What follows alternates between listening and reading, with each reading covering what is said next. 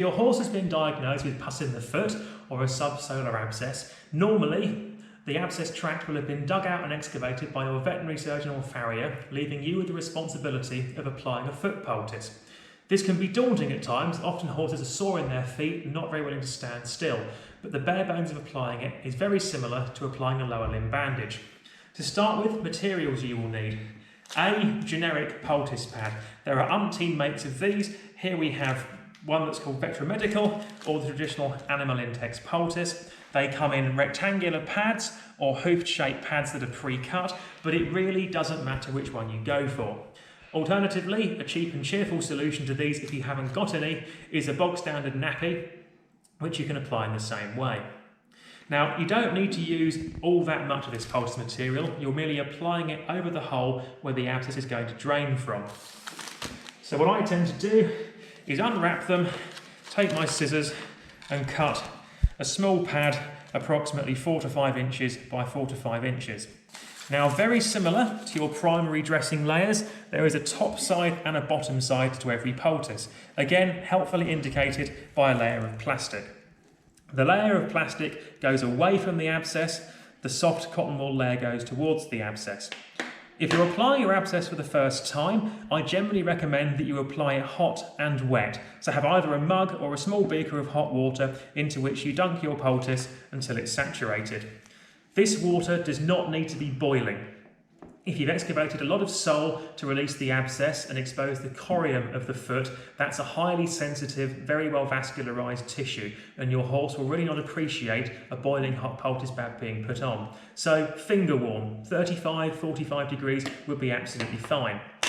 Having saturated your poultice, take it out and wring most of the water out. Otherwise you end up with water running over your hands when you try and apply it.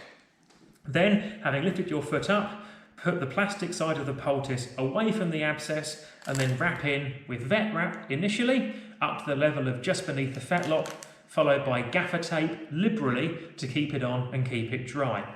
Depending on how deep the abscess is, you may have to change your poultice either once every day, every other day, or sometimes every 3 days. But as time goes by, you will find the need to soak and wet your poultice decreases.